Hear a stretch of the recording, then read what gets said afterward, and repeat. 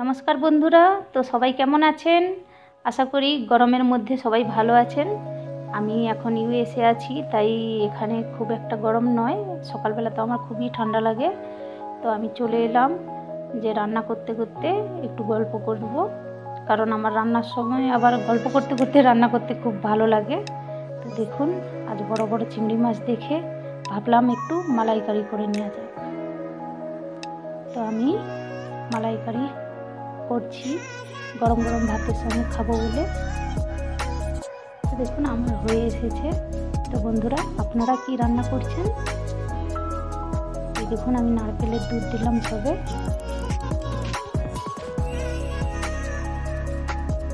তো বন্ধুরা, সবাই কেমন আছেন জানাবেন।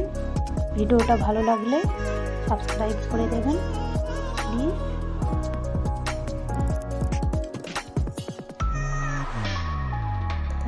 একদম রেডি। এরকম বড় বড় চিংড়ি মাছের মালাইকারি খেতে দারুণ লাগে।